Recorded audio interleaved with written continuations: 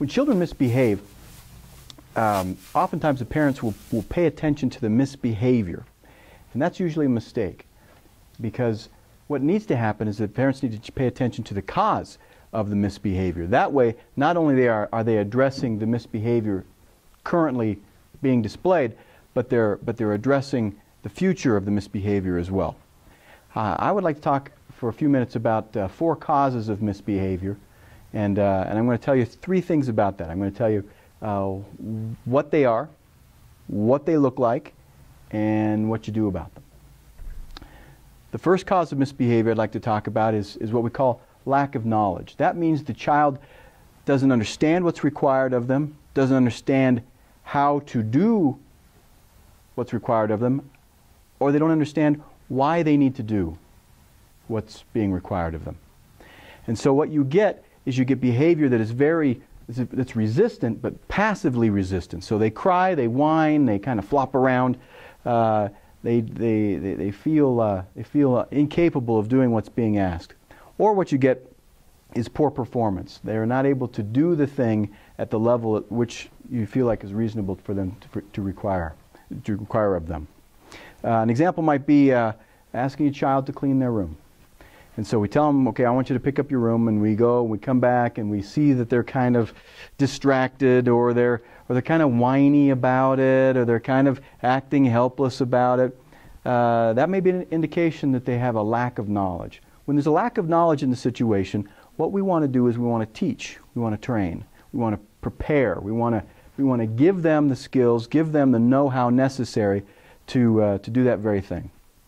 And so there's a lack of knowledge. What we want to do is provide the knowledge. We want to provide the training. We want to provide the information so that they are equipped to be able to do what we're asking them to do. Second cause of misbehavior I want to talk about is stage of growth.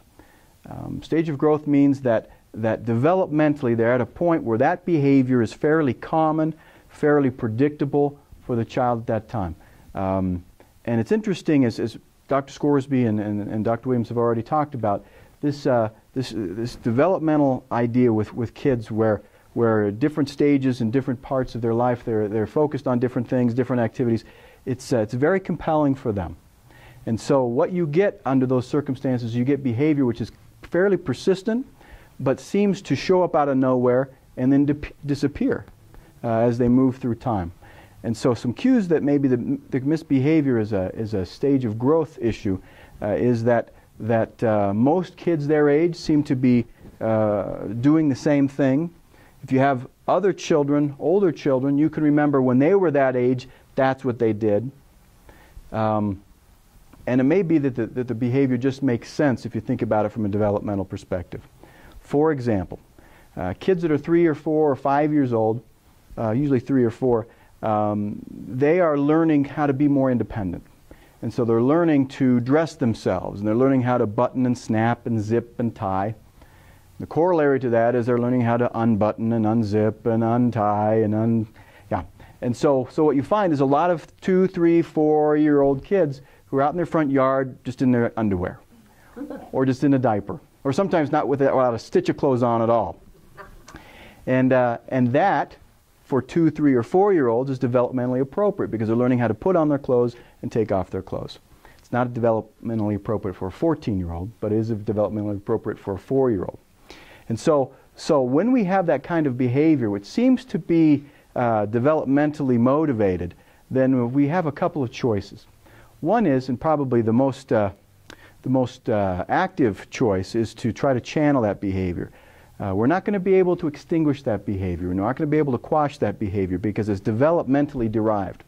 And so we want to channel it into ways that are maybe more constructive or more productive than the current behavior. So for example, in the dressing and undressing behavior, we may want to gather a dress-up box where the kids can practice zipping, snapping, tying, buttoning, and unzipping, unsnapping, unbuttoning, untying, and putting on their clothes, taking off clothes, putting on clothes, taking off clothes, but they remain fully dressed underneath.